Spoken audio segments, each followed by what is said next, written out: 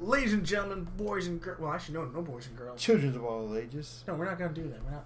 The OIC is back, and we are proud. I might have to mark this as explicit content, so we normally do. So it won't be children of all ages. It'll just be like 18 and older. Okay. Unless they have parental consent, then I guess it'll be a little bit older. It'll be fine. I said okay. Should we figure this out first? I mean, I'm trying to think here. I said okay. Alright, anyway, we're back with another exciting episode of the Wrestling Rundown.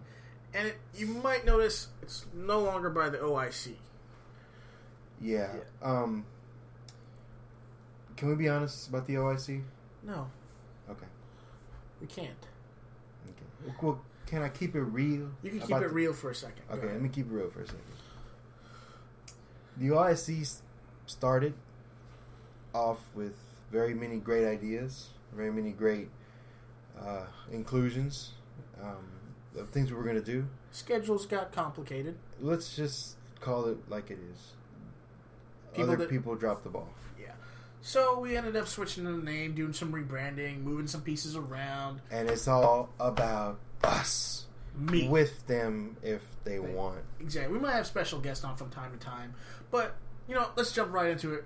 It's wrestling. That's what we're going to talk about. You want to hear us complain about other stuff, you can listen to the other shows. We're talking about wrestling here tonight. Right. And to get things started off, I'm going to let you tell your little story that you've been wanting to tell since we did the rival recap. No, how about I jump in whenever I feel like it, because I don't like you referring to it as a little story. Oh, yeah, how about you start with your story then? We'll let you kick it off for a change. I like how you rebranded what you just said. I know. That's going to be my top. I'm going to be rebranding everything I can do now. Let's go. Okay, first of all, don't rush me. Second, alright guys, if you guys don't know what the TriStar Sports Collector, I really don't know the exact name, but I know they go by TriStar. And these guys are legit.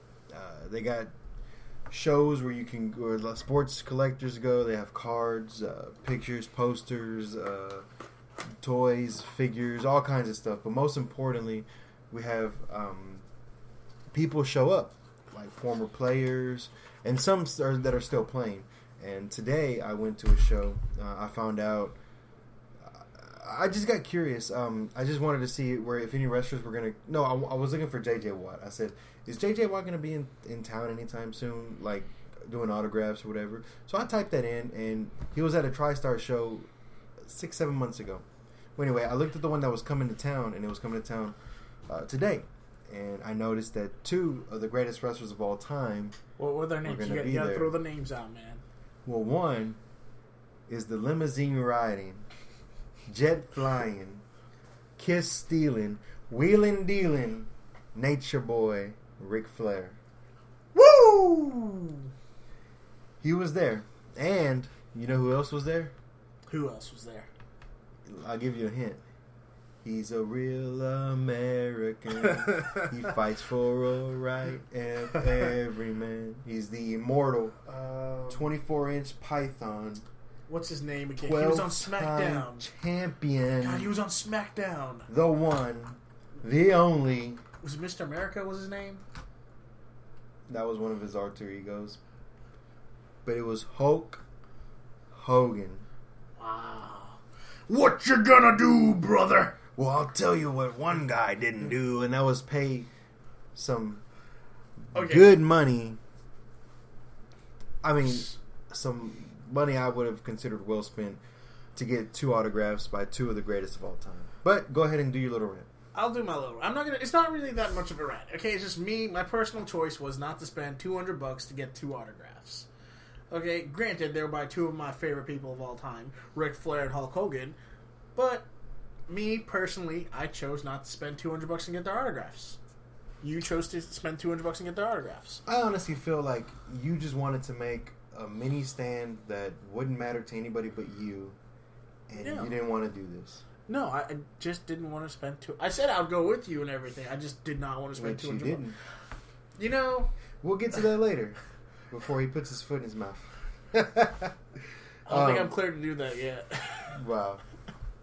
But no, I think it was worth it because, let's be honest, as far as you know, how many times has Hulk Hogan been in Houston. No, I don't know. I don't know how many times they've been in Houston. No, I'm just asking. Okay, I'll give you. I'll tell you. I'll put it to you like this.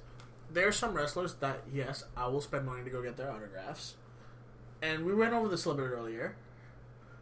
And I told you Austin, Undertaker, CM Punk, those guys I'll spend money to go get their autographs. And yes, I know Hogan and Flair are much bigger, like more prominent than those guys, especially more prominent than CM Punk. But me personally, this is no knock on you or anything. Me personally, I would not have done it. I don't disagree with you with what you're saying about them being more prominent and not wanting to do it for certain people. But this is Ric Flair and Hulk Hogan. These guys here, I know they're legends. They're great. They have transcended the business. I understand that, but what bugs me the most is that you don't say, "Man, I wish I could do. I really want to, but I can't." I'm being honest with you. I'll put you like this: if you told me, "Hey, CM Punk's going to be there, and he's charging $140 for an autograph," and there's Hulk Hogan, and he's charging $140 for an autograph, I'm like, I'm not spending $140 for Hogan, but I'm going to spend $140 for CM Punk. That's just me. Oh, I understand. You're ignorant. But here's the thing. I told you this a month ago. Yeah. Am I right? Yeah. Are you telling me you couldn't? No, I could have. No, listen. I'm saying I could. Listen. Okay. Could you have saved $50 a month? I mean, a week. Yeah, I could have, but you didn't. I didn't. Enough said. Back to my story. I wasn't willing to spend money on their. Sorry, bro. I don't want to hear it. I've heard this 1,000 times. I don't want to hear it anymore. And these guys don't want to hear it anymore. Okay, it's like because you are now the bad guy. It doesn't matter if I'm the bad guy or not. I'm just saying, people have their personal choice about what they'll spend money on and what they won't. If you have the money, and I'm gonna tell you right now, do not give me none of that. Oh, by that logic, bullcrap. No, there's certain things that if I have the money, I'm not gonna buy it still.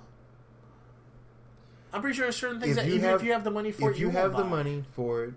And it's something that you really want. And the reason I wanted it was because I complimented it very well. I bought a Hulk Hogan action figure from Toys R Us, which does it not look awesome? It looks awesome. I'm not denying that. And I'm not picking on y'all. I'm talking about me right now. Stop being so defensive. No, I'm saying it ain't about you, bro. Okay. Okay, and this Ric Flair action figure, I bought it on eBay for about $22 bucks. You remember, you just said something. You said you wanted those, right? Yeah. And you wanted them autographed, right? Right. I don't want anything I don't really want anything autographed from Ric Flair or Hulk Hogan. What do you want autographed from CM Punk? If I get a picture of CM Punk autographed, an action figure of CM Punk autographed, I'll take that. I see that as more valuable to me, than a Hulk Hogan or Ric Flair autographed. Yeah, you got your head up your ass. Okay, that's just me. Anyway. That's like, okay, for example, if you ask a little kid now who they want, Hulk Hogan or John Cena, they'll probably pick Cena over Hogan. But we're talking about little kids. You're a 25-year-old man. I much prefer getting the CM Punk autograph over I'm not telling you that you have to pick Hogan and Flair over these other guys. I'm not saying that. I'm just saying you made it seem, and this will be the end of it because I've had this argument with you for 1,000 times already.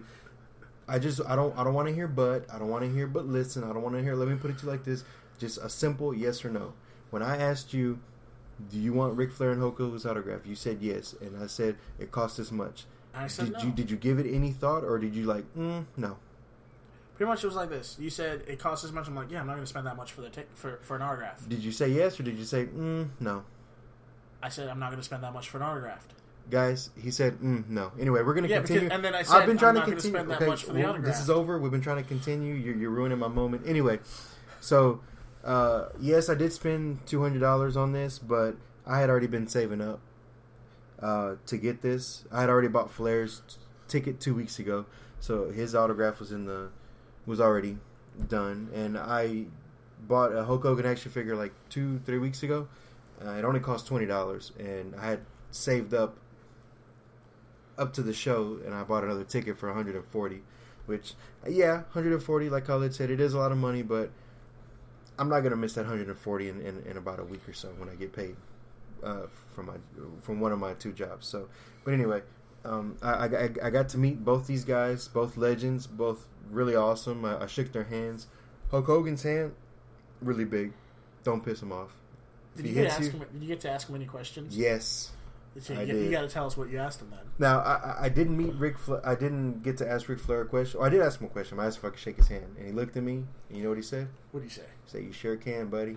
And he shook my hand. And I got up to Hogan, and I told him, well, I didn't ask him a question, but I did tell him, hey, I heard your podcast with Jericho you did a week and a half, 2 weeks ago. Yeah. Thank God I listened to it, because I don't know why. Because Hogan hasn't been around lately. Mm-hmm. I want to hear the podcast with that Jericho and Austin do with the newer guys. So whenever I see somebody from back in the day, I'm like, I'm a little iffy about it. But I decided to listen to it, and I don't regret it. And I suggest you listen to it too, because he tells you some stuff about Mr. T, about Andre the Giant, about Macho Man Randy Savage, something that I don't think anybody knows unless they would have heard that podcast. The Ultimate Warrior, Sting, so much. You got that one is a definitely got to hear it. Okay. And I told him, I heard that podcast. He was like, it was pretty cool. It got kind of a little weird afterwards, because we started taking shots of vodka. It got a little. I don't know what he meant by weird, but if Hogan and Jericho were anywhere doing a podcast and taking shots of vodka afterwards, I think I would have wanted to have been there. Just to videotape it all and see what happens, right? Right. It probably would have been the greatest promo match of all time. And not only that, guys, this isn't wrestling related, but Khalid was supposed to go with me, but he couldn't go because something bad happened. He'll tell you in a minute. I'll save it for another show. I don't want to talk about it. Are you sure? Are you putting your foot down on this one? Anyway, I invited my roommate to go with me, and he had a blast. But if it wasn't for everything that happened the way it happened, Khalid not being able to go, me saving the money up until the show, me just actually deciding to get Hogan's autograph, and it's funny because my roommate went to the restroom, and it was a little bit far away from where we needed to enter to go, so it took him like 10 minutes to go over there and come back. And if everything didn't happen the way it happened, my roommate would not have found on the ground inside where we were at to go get our autographs a Craig Biggio autograph ticket on the ground. He picked it up. He gave it to me. I was a little scared because the ticket was numbered. I figured somebody was going to be like, oh my God, I lost my ticket. It was numbered. Yeah. I'm not going to say the number, but nothing happened. I went in there. I bought a baseball. Funny story. The guy who put the baseball in a bag right when I was about to buy it, I gave him the money. And I looked away for a second, and I thought he had put the baseball on back where he got the baseball from. Yeah. So I picked it up thinking it was mine. So I gave him the money. He gave me the change. I was about to walk away, and he gave me a bag with the baseball that I had bought. Now, I didn't realize this until I got to the waiting area. Yeah. And I looked in there. I'm like, there's 3 things in here. I bought 1 baseball. Yeah. I bought a UV protected case for the baseball. What's this other thing? There's 2 baseballs in here. I accidentally stole another baseball. Oh my God. So you are in the possession of a New York Mets official MLB, an official MLB New York Mets 2008 Rawlings baseball. Wow. And I gave it to Khalid because he couldn't go, and I gave him a couple other things here and there. But yeah, I got to meet Craig Biggio. If you guys don't know, we're based in Houston, and he's one of the greatest Houston Nationals of all time. He spent his entire career there. 3,000 hits, most hit by pitches, greatest leadoff hitter in NL history. It was an honor to meet Ric Flair, Hulk Hogan, and Craig Biggio all in one day. And actually, in a way, kind of, I got all my money back. Because, yeah, you did. Because Craig Biggio autograph. Yeah, because Craig Biggio autograph was worth $140, and Hulk Hogan's autograph was worth $140. So technically, I didn't spend anything if you really think about it. Good for you. Buddy. Because we just looked this stuff up on eBay. Oh, man. I can get triple the amount of what this stuff I paid for. I could get triple the amount back, but I'm not going to. And that's what's more valuable to me, to know that I could have something that I could get triple the amount back, I'm not gonna let go of it. That's nice. That's you. Right. Me, I'm different. Everyone's different. Yeah, they're all different. Everyone's all different. But I had to criticize you as a big. It's like if a big anime convention came to town and I told you, I'll definitely be there. Bro, they got Dragon Ball Z. Like, dude, you can meet the voice of Goku and Vegeta, and you say, I'm good. I would have to criticize him. Like, yeah, you would please slap me if I ever say that. Well, I mean, in a way, it's kind of the same thing with Ric Flair. I understand the monetary. It's not even a situation. It's just that was your choice. Yeah. But I just had to give you a hard time about it. I know. But let's get these people back on track of what they're actually coming here to listen What do you mean to. back on track? We're giving them wrestling rundown. We We're talking about went wrestling. into baseball a little bit there. We got to bring them back. But it was always wrestling, though. But it was like a slight second of baseball. Wrestling rundown is a rundown about wrestling. We talked about wrestling. I met two of the greatest wrestling legends of all time. Oh, yeah. 12-time champion, 16-time champion. Let's go into this. This thing's like something that's been bothering me a little bit here. And we talk a lot about, like, behind the scenes. We talk about a lot of the booking decisions that WWE makes and all that stuff and everything like that. Do you miss the non-reality era? Only because, I'll be honest with you, some of the WWE fans... They need to go back to the non-reality era. No, I want them to stay in the reality era. They have to. You know why? Why? Because of social media, because of Twitter. It's become too much of a monster and you can't get rid of it. True. The only thing I hate is that they did give the fans a lot of power. That's what I'm saying. That's where some of my... Like, because I'm thinking now about the whole, the Daniel Bryan, Roman Reigns thing. I was probably one of the biggest haters on Roman Reigns winning the Royal Rumble. I mean, you remember how I was after he won it. I was straight up just like annoyed as hell when Roman Reigns won that Royal Rumble. Yeah, I mean, I was out of the match by the time. By the time Ziggler showed up, it's like, okay, we know who's going to win, and match is over, whatever. Well, I honestly still thought Ziggler could win it.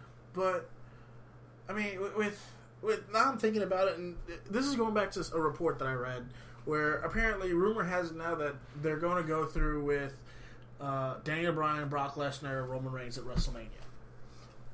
Honestly, I think that's what the fans want, but at the same time, how many times are they going to cave into the fans? And that's what I'm saying. It's now making me feel like, okay, either make it Daniel Bryan, Lesnar, Roman Reigns, Lesnar. Pick one, stick with it, go with it all the way through. Don't cave to the fans and give them a triple threat match. Because what would have happened if they would have caved to us when Daniel Bryan got the title taken away from him in the first place? There's so many situations that get brought up now.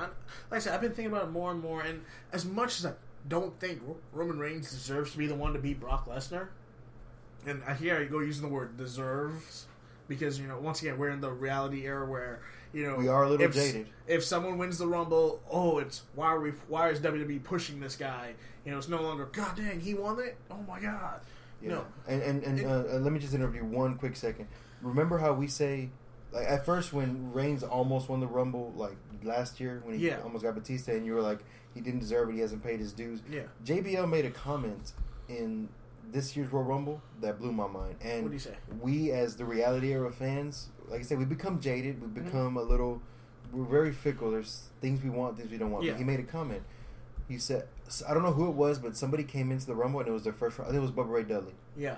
And he made the comment: 11 superstars have won the Royal Rumble in their first appearance. And albeit some of those might have been like maybe a Shawn Michaels, maybe a Ric Flair, maybe a Hacksaw Jim Duggan. But look at the other guys. I don't know who they are, but to say 11 of them, and there's only been 20 or 20-something Rumbles, that means half the like 6, 7, or 8 of the Rumbles. I mean, I understand that. But you also got to look at the body of work that they've done over the past year. You look at the body of work Roman Reigns has done over the past year. I'm talking about singles competition. This is where my view of he doesn't deserve to be the one to beat Brock Lesnar comes from, is when you look at his body of work singles competition wise for the past year, he really hasn't done much. Well, And I mean, granted, he was injured. He was injured, and that's not a knock on him or anything like that. But I think you are being a little bit critical. No, I know I am. But let me tell you why I think you're being critical, because you're only judging him off of what he did when he came back. Yeah, I think that's part of it. Now, but this is something we never explored. What did he do before he was injured? He was supposed to do something with Seth Rollins. And then he got hurt. Right, but what did he do before that? He destroyed Orton at SummerSlam, right? Was that not a good match? Have you gone back to watch it? I actually forgot he even feuded with Orton. Okay, well, the thing is he did. Okay, but then again, not very many feuds are memorable these days, so that's not a knock on Randy Orton or Roman Reigns. But go back and watch that match and tell me that wasn't a good match. And it probably was a good match. I guess what I keep seeing is like you keep seeing him as green. You keep seeing him as a because guy. then you see the other members from the Shield like Seth Rollins, Dean Ambrose go off, and granted Dean Ambrose hasn't had that many great matches. He had a nice little feud with Seth Rollins. Seth Rollins, though, on the other hand, he's putting some masterpieces in the ring. Right, but he's not where Roman Reigns is. And like I said before, if the fans want something, they're supposed to get it. I honestly, like, this blew my mind when Reigns won it. And he got booed out the building. They didn't blow my mind. What blew my mind was one of the 3 guys that everybody's been cheering for. One of the 4 guys that everybody's been cheering for, and I would say Brock Lesnar included. Yeah. Because he's kind of turned into a babyface in a way. He was getting cheers. Yeah. So one of the 4 guys that have been getting nonstop cheers or, adoration from the fans, one, if you would have asked these fans 3 months ago, who do you want to win the Royal Rumble? Oh yeah, they would have probably been cheering for Roman Reigns. And I think we go back to the whole booking of the Rumble. I honestly think that is what caused the biggest problem with all the fans. And I mean, most fans, like I said, I finally came to the agreement that the biggest problem I've had now isn't so much Reigns winning anymore. It's just how they booked the entire thing leading up to him winning. Which, once again, you want to prove that you're the authority and you have all this control, and you don't like Dolph Ziggler and you don't like Ryback and you don't like all these guys. You put them through so much hell, you fire them, and when you bring them back, you say they have to earn their spot until the Rumble and everything. And what do? Granted, it's a randomly drawn number, but you don't find some way to screw them over in the end and make them 1 and 2 or something like that? Well, at the very least, they made the story consistent when Stephanie said that contractually they can't take it away from Reigns. True. So, on that part, they kind of made it continuously, consistent. It's just, I feel like right now, the match that they set up with Daniel Bryan is just trying to find a way to get fans back on Roman Reigns' side. But, unfortunately, how they've been doing it, it's making fans hate him more and more. And I can honestly see WrestleMania turn into Brock Lesnar being the face, Roman Reigns being the heel. I don't see it that way. What I see what they're trying to do with Daniel Bryan is they're trying to have Daniel Bryan rub off a little bit on Roman Reigns. But they're also doing it in a way where Roman Reigns isn't going to attack Daniel Bryan unless something weird happens. And something weird happened, right? Yeah. Daniel Bryan accidentally attacked him, and he speared the crap out of the top guy. What happens when somebody else beats the crap out of a top guy? Normally they get a cheer. But we're suffering from something brand new, people. And this never happened with Austin. It never happened with The Rock. Never happened with Punk. Daniel Bryan, I love him to death. And I'm not saying anything bad about him. He is so over right now that there's literally no one you could put against him that's not going to get a heel pop. Or even a face pop. I mean, The Rock came back and couldn't alleviate. And I honestly think I think some of us still have a hangover from the fact that we finally saw Daniel Bryan win the championship that we've been waiting for him to win, and then he gets hurt to the point where he can't really defend it, and he has yet to really get a chance to rematch for his title. You know, and he never officially lost the title. And I think we're still a little hungover, so to say, from that fact. And storyline, kayfabe, Triple H made a good point. You deserved another chance. But when you came in here bumping your gums, talking about I'm going to be in the Royal Rumble, you kind of screwed that over. Yeah. You know. But the thing with me about everything that's going on there is, like I said, the fans are so fickle and they don't know what they want. What is one thing that they complain about all the time? We got to build for the future, right? Yeah. We got to build for the future. Well, they're trying to build for the future, and you boo everybody that you put in front of Daniel Bryan because you want Daniel Bryan's only one man. He's only going to last like another 5-6 years. To be honest with Daniel Bryan right now, I mean, I love the Daniel Bryan character. I love it. He's a brilliant guy in the ring and everything. And he's getting a lot better on the mic. I like hearing him talk. He's an injury away from. I mean, granted, every superstar is an injury away from. That's it. But you gotta remember what injury he just went through. I mean, he had to have neck surgery with Edge. We saw what happened with Edge. Once you have that one neck surgery, you're on a clock. I mean, John Cena did have neck surgery. He's might be on a clock too, but John Cena might be one of those weird freaks like Adrian Peterson, so to say, of wrestling. Yeah, you know. And like I said, it just really makes me mad that people want the future. What happens when you bring in some of the NXT guys? People weren't behind Paige all the time yet. Oh, we love Paige in NXT, but then nobody was behind her. And well, I guess hers also. You gotta remember when she was in NXT, there was the WWE Network, so she didn't get the quite the visibility that NXT is getting now. Right. You know, so maybe. But they're giving you these guys that the fans have asked for throughout the entire year, and then you boo them and it's really only because Daniel Bryan. Because as soon as Daniel Bryan got eliminated, it went all downhill from there. I think it's just the booking of how they did the Rumble. Just the hangover that we have from Daniel Bryan never truly losing the title. Look what happened with the Fatal 4-Way on NXT. I mean, Charlotte lost, right? Yeah. And I'd say she's really over right now with the fans ever since she turned face. I would say Bayley is just a little bit better than her as far as the popularity wise. But she got beat strong by Sasha Banks. I mean, she got cross-faced, Bayley to Bayley suplex, and I don't know what else. I can't remember everything else. But anyway, she got beat, and she got beat strong by. Why couldn't they do that with Roman Reigns? You know, exactly. I mean, he took on Kane and Big Show in the end, but he didn't do any power moves. He didn't Superman punch anybody out the ring. He just kind of barely tipped them over. It was just poor planning. I mean, just eliminate the time, and then to top it off, how Daniel Bryan was eliminated too. I mean, it was weak. It was a great idea to have Bray Wyatt eliminate him, because if it was anybody else, they would have got booed. But Bray Wyatt, I mean, he kind of needs the heat, you know, because it's his year. If he's going to be... even if Daniel Bryan was one of the last four in the ring and Roman Reigns was the one that eliminated him, I'm pretty sure people would have still been fine for that, because he would have been in the ring for like 45 minutes of that time. Right, and some people said that it would have been worse if he would have stayed in the end, because if you would have had Roman Reigns eliminate him, or anybody else eliminate him in the final four, like, why would you bring us so close just to see our guy lose? Like, if it was Ziggler, Reigns, Wyatt, and Daniel Bryan... Can you imagine? I think anybody would have been pissed out of any one of those guys being eliminated. But if you would have had Roman Reigns Superman punch Bryan off the apron after Bryan made like an amazing save to stay in the Rumble, like let's say he speared or him. maybe if you want to bring back the corporate Kane and just screw him out of it, something, you know. That was horrendous. There's so many ways that they could have done just the booking of that match that. And it kind of scares me what they're going to do at WrestleMania, because now, okay, we can't have Daniel Bryan, but we want Roman Reigns to turn heel. I was like, come on, dude. It's like people, like I'm hearing that, like on the dirt sheets and some of the people I'm following on YouTube. I'm like, these fans, like, remember when we heard the Triple H and Austin podcast? And I'm sorry to keep going off of things, but I feel like these things that I'm saying tell the story exactly with what I want to say. Remember I told you one time, what happened when Orton won the Rumble? Yeah. What did we say? What? Orton won? Yeah. Damn, that sucks. What happened when Batista won it? Batista won.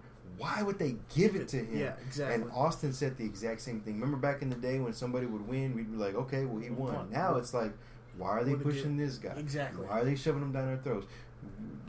And I'm going to say this right now, for anybody who gets mad or offended, I do apologize, but they're not shoving Roman Reigns down our throats. We had our mouths wide open a year ago for this guy. That is true, because if I remember correctly, when the Shield was the Shield, the two, and this is me personally, the best one on the mic was Dean Ambrose. The best one in the ring was Seth Rollins. It was underrated. It was very underrated, and Roman Reigns was there just because they needed somebody big to make the stable look strong. Right, and he did make him look strong. And in all honesty, if you were to ask me which guy out of these three needs the most help, both on the mic and in the ring, I was going to tell you Roman Reigns hands down. Right? Seth Rollins, he could use a little help on the mic, but not. I didn't think at the time he needed as much help as Roman Reigns. And he also didn't look like. And I hate to say it, sometimes looks make the difference. He didn't look like that big guy who could exactly who's like the authorities' go-to guy, who's the Money in the Bank winner. Now, the one thing that Roman Reigns had that every single one of us fans, I was guilty of it, we were all guilty of doing, is he had the look. That was it. He had the look. And he has the power to back it up. I mean, he hits you with those spears and those Superman punches. If we were to go back and break down all the matches, I'm pretty sure Roman Reigns does maybe a handful of moves, really, if you think about it, in a match. Yeah, but just like you said, how he survives with the Sharks, he makes those moves matter. Like exactly. That kick on the apron, brutal. Yeah. No, I understand that. I'm just saying, if we, like I said, this is when he was with the Shield. We never criticized anything about him or anything like that. Now all you hear is, "Oh, he can't wrestle. He can't." It's like he's doing exactly what he did like a year ago. He's doing. Do you remember when John Cena became champion? What was it? The 5 moves of death is what they always claim he had. I'm getting so sick and tired of that, though. You know, everyone talk about. Okay, we're gonna sidetrack here real quickly. Okay. Everyone, 4 or 5 years ago, talked about John Cena only had 5 moves of death. There are so many superstars that had less moves than John Cena at the time. That's unbelievable. We'll even go back further. Hulk Hogan. How many moves did Hulk Hogan have? He had a big clothesline. And a leg drop and a slam. Yeah. That was really it. And he hulked up. Which wasn't really... Which we just saw Hideo Itami do it. Right. Okay? So, I mean...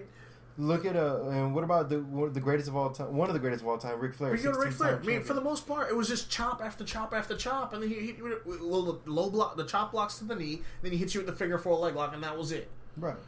You look at one of my favorite wrestlers of all time, Stone Cold Steve Austin. He stomps and punches for the most part. He had a lot more moves, but they were like small moves. But if you go back to when he was the ringmaster, okay, yes, he had some moves. When he changed it to Stone Cold Steve Austin and was going through the McMahon feud, it was pretty much stomps, punches, stunner. Stomps, punches, stunner. Luthez press. Oh, and the Luthez press. That's pretty much it. But everyone criticized John Cena for the 5 moves of death. John Cena does more. If you really look at John Cena's matches, throughout a match, he would do more than 5 moves. Yeah. And it won't be the same move. It'll be maybe 10, 15 different moves. And for this guy to go up to that damn top turnbuckle and do a leg drop you. I mean, I'm sorry.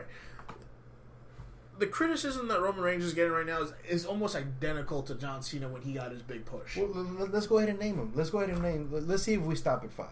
Okay, so he's got the attitude adjustment. He's got that big leg drop. He's got the STFU. The STFU. He's got that big shoulder block. Oh, can't forget the big shoulder block. I saw him pull off a Hurricanrana in a match. don't forget that. He's done a Hurricanrana. Dude. He started doing power bombs. And be honest with me, who pulls off a better big backdrop than John Cena? He has that spin out he had that spin out power bomb that he used to do for a while. Right. He's got the 5-knuckle shuffle. He's got a 5-knuckle shuffle. He's got that thing where it's like a suplex, or I guess it's like a hip toss almost. It's more like a hip toss. Right. So he's got the hip toss. That's already 5. That's already 5. We're at 10. Yeah. I'm at 10. Right? So that's 10 moves already. Cut the man some slack. Now, Roman Reigns, like I said, a year ago, he did the same exact moves that he's doing today. That is true. But a year ago, we weren't saying anything about him. We wanted him. And we begged for him to be pushed. And now that we're going through the Daniel Bryan hangover, I guess we're recovering from the Daniel Bryan hangover, and we're seeing that he's back, and we want him more now. We're criticizing them for doing exactly what they did years ago. They pushed everybody in their own way. Now they're trying to push Roman Reigns. Who says that Daniel Bryan's never going to be champion again? That is true. You know, my only complaint with Roman Reigns now, I've gotten over the fact that he's won the Royal Rumble. It's not him; it was the booking. Right. My only issue is if they have him go on to Mania and win 1-on-1 against Lesnar clean. That is where my issue comes in. And I'm not even worried about that because I don't know why, but I'm so convinced that he's going to remain a face, but Lesnar's going to beat him clean. That's the thing. After watching Lesnar versus Seth Rollins and Cena, to push Roman Reigns into the spotlight of being the one to defeat the one in 21-1, you're gonna get a lot of hate for that.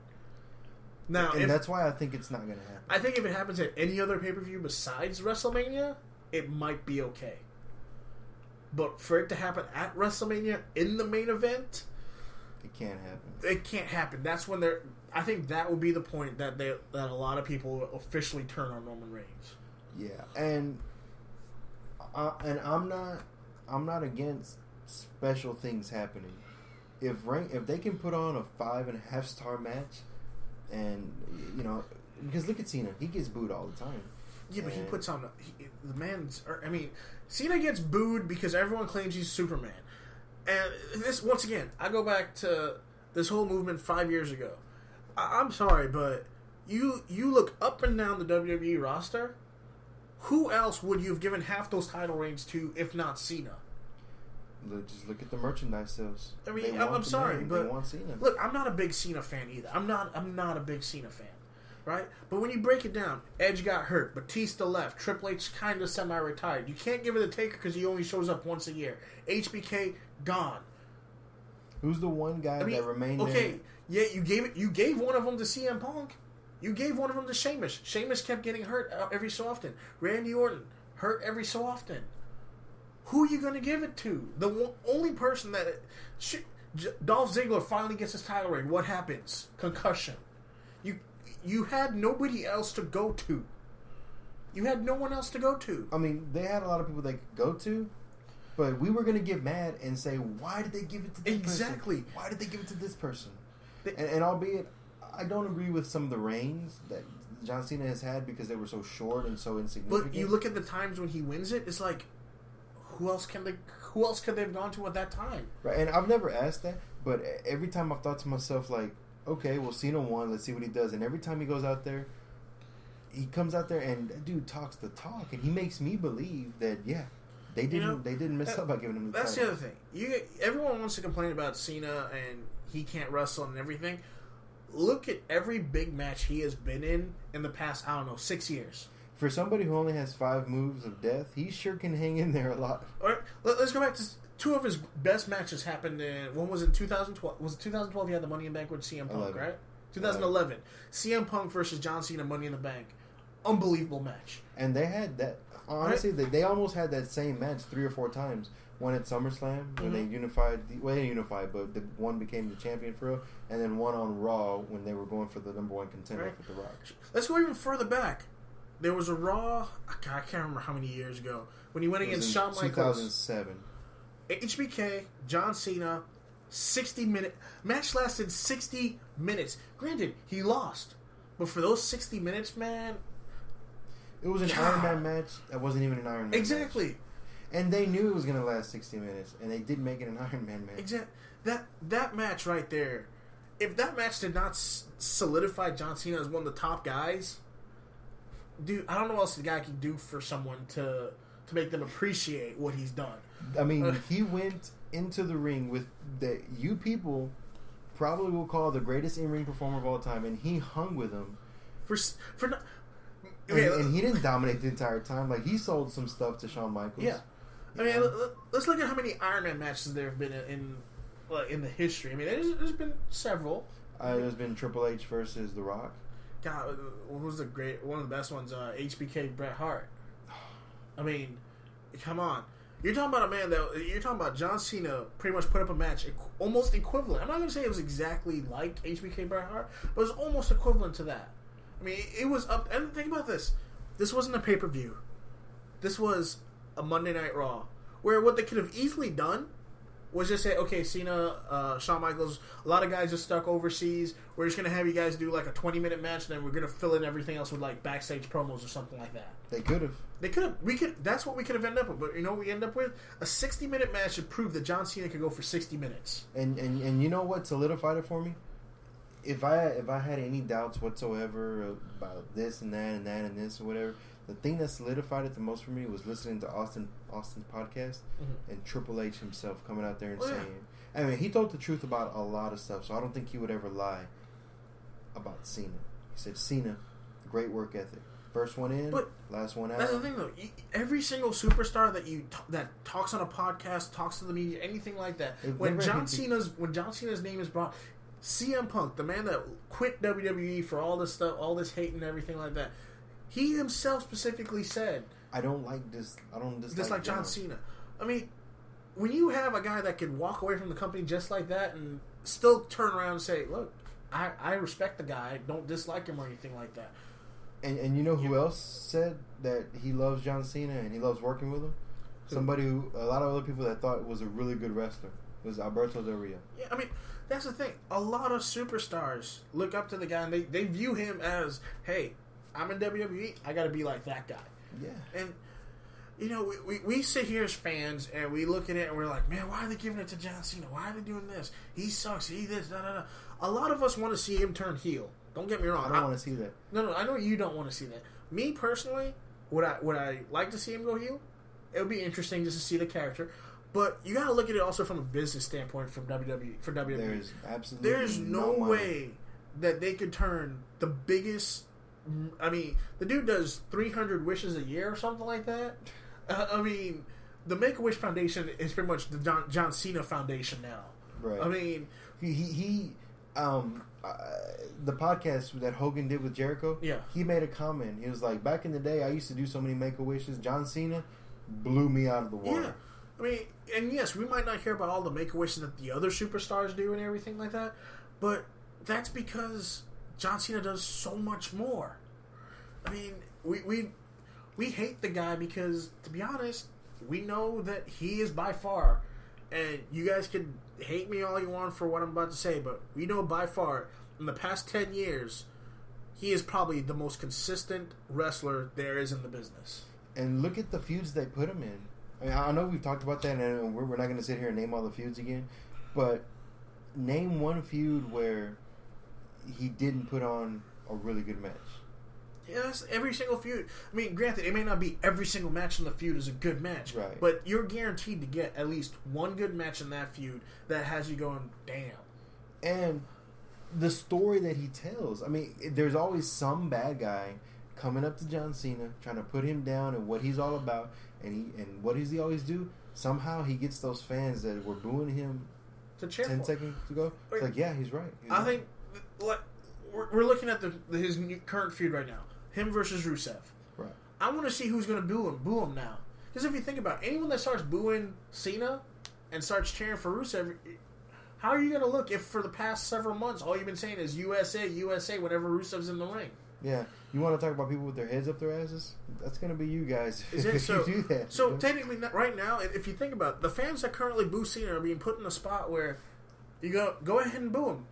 You're gonna be looking like the jackass at this point now. Well, I think they're gonna boo him when they come out just to show their displeasure with him. But yeah. Once you start talking about USA this, USA that, it just proves what I said before. And I really don't mean any offense to any of you guys because I'm exactly the same way. But it comes to a point where we got to look at it and really say what is, and I hate to sound cliche, what is best for business. That's you true. can't always get what you want. If we always get what we want, what did I say before? We would never see some of the historic things that happens. If we always got what we want, Punk would have never beat Cena at Money in the Bank 2011. I don't know. If it was going based off of the crowd there, Punk would have still beaten. Well, that was Chicago. Punk would have still beaten him. But I think if you would have asked every single WWE fan in the world, Cena probably would have beat out Punk. I don't know. Actually, I was kind of pulling for Punk on that one. Well, yeah, but you're one person. I know. And everybody has one vote. I know. But no, I mean, yeah, I like to apologize for this. We're not sidetracking. This is a wrestling rundown. We're talking about wrestling. We went off on Cena there. Like I said, that's one of the biggest thing that, like I said, I've slept on this a lot since Roman Reigns won the Royal Rumble, and the only thing at this point now that will upset me with him winning the Rumble is if he goes over clean on Lesnar. I don't mind if he goes over clean on Lesnar if they make him look like a beast as well. But see, this is the thing I'm talking about. Hold on. But before you continue with anything, I need you to go back and really look at those matches that he was in. Yeah, I'll look at them, but it's easy to say that this guy who wasn't an indie guy, and that's another thing, and no offense to you in any way, we are over-romanticizing these indie guys way too much. No. Why? Hold on. Because Daniel Bryan and CM Punk were indie guys. Look where they got. In a way, at times, they can be bigger than Austin and Rock and Hogan ever were. Like, with some of the pops that you hear and some of the catchphrases that they repeat. It's getting ridiculous how over these indie guys are. So if any indie guy comes in, like Finn Balor and Hideo Itami, they're going to get huge pops, right? No, I understand that. But I just want you to really go back, look at 2 or 3 matches, but not the ones that you say he looks weak in. Because he just came back from injury. I'm gonna look at a couple. I'm gonna look at the Orton match. Look that at you the talked about. SummerSlam one. Look at any one of the triple threat matches with the Shield that you saw. And I would say look at the one that he had with I can't remember. I want to look for the non-tag team matches. I want to look at singles matches because that's what he's getting into a singles match. Right. Okay. And now there's a difference between being in a triple threat in a 6-man tag match where two of your guys do a lot of the work for like a lot of heavy lifting. When I say heavy lifting, I mean the match is 20 minutes long. They earn the match for 15 minutes, and you come in for the last 5, and then you clean up, and that's it. You know, it's completely different from being in a match for the full 20 minutes.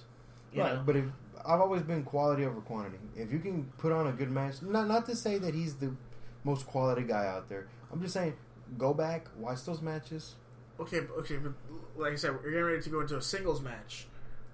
Would you go want back and watch I'll go back and watch singles the match. matches? Okay, I'll go look for singles matches. Go look for singles matches. Is what I'm saying. But once again, I'm going back to you had the Beast, the guy that remember you're talking about Brock Lesnar, the guy that beat Undertaker and defeated the Streak, the guy that beat John Cena on several occasions, and the guy that beat John Cena and Seth Rollins in the same match, right? With, mind you, a broken rib. Okay. I put quotes on that one because we don't. I doubt it was kayfabe or kayfabe. Exactly. Anyway, so broken ribs, and you're gonna have him. Granted, you can make Roman Reigns look strong, but you're gonna have Brock Lesnar lose to Roman Reigns at WrestleMania. But then again, how much of that is us wanting what we want? Like I said, if it was any other pay-per-view, I'll throw my hands up and be like, I'm okay with it. I don't care if it's SummerSlam or if it's WrestleMania. Okay, I think Mania, because it's Mania, I think it makes it a little. That's the issue for me now because it's Mania. Happens any other pay-per-view, I'll throw my hands and be like, hey, he won.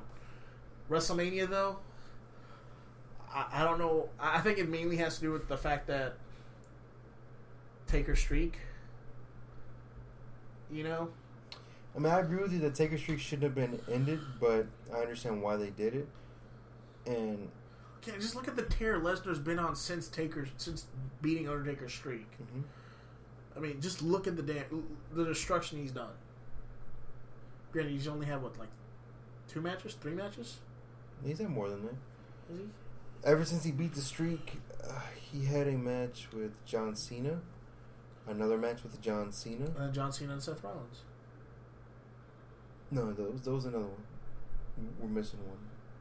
Are we? I think we are, but we'll have to go back and check our facts on that one. But like I said, just go back and look at some of his singles matches. And you know what? It doesn't even have to be a singles match. Look at his tag team match. Just because other people were in there with him doesn't mean that he worked any less harder.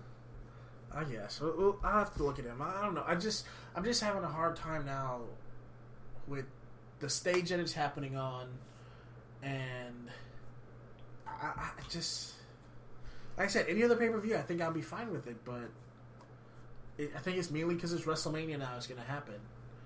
I really don't care if it's Mania. Like I said, I don't care if it's Mania or Survivor Series or Backlash or even if they bring in Capital Punishment. As long as you have a good match, and let's be honest, we can complain all we want. I just hope. I'll put you like this. I kind of hope they do what they want to do. At the same time, I would much rather see.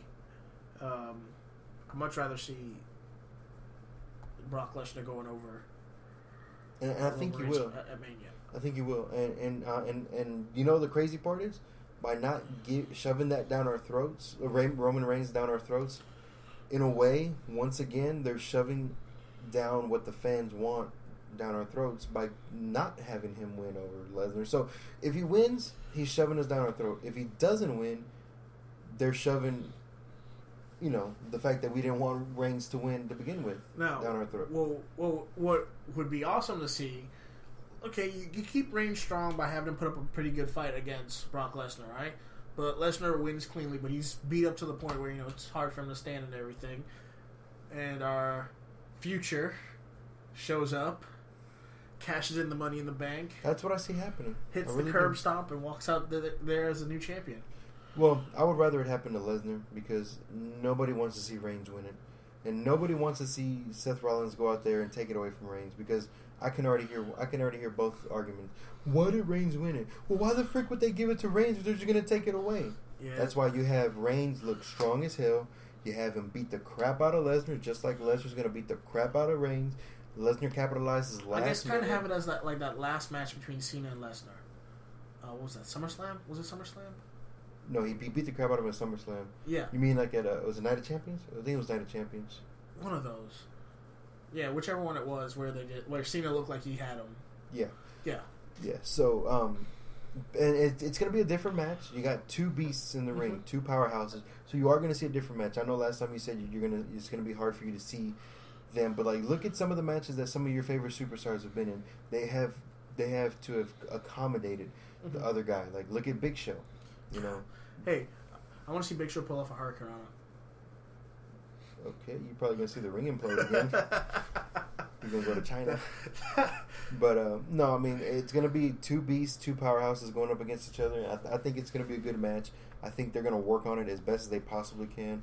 I think Triple H and Mr. McMahon are gonna have a hand in it, and they're only gonna make it better. And if any of this stuff is really getting to Reigns, that he's got a chip on his shoulder. And what do people with chips on their shoulders normally do? Fail. No, they eat that chip. They get it off their shoulder. And you got to remember, Lesnar, he is a mercenary. He's a gun for hire. So if he loses, it's not really that bad. Okay, what about this? What if Lesnar loses by disqualification? I would hate that finish. Actually, now I think about it. You can't have that happen at WrestleMania. It's got to be a submission. It's got to be a finisher. Yeah. Something. It's got to be pinned. But like I said, I see Reigns going toe to toe with Lesnar. Him getting beat up in the beginning. Him coming back strong. Back and forth. Strong back and forth. Lesnar hits him with the F5. Well, he wins, and then he gets the title taken away from Seth Rollins. Like WWE says, we're on the fast lane to WrestleMania. Should we even talk about fast lane? I find it funny they keep calling it WWE Fast Lane. Everybody's calling it WWE Fast Lane. I think something really big is going to happen. This is just my I'm kind of I am a little curious to see what's going to happen to Fast Lane, especially with the match between Daniel Bryan and Roman Reigns. That's probably the most interesting match on the entire card. Nothing else really stands out to me just yet. Right, but let me ask you one more question about the whole Rumble situation. Would you like to see Reigns go heel? Right now.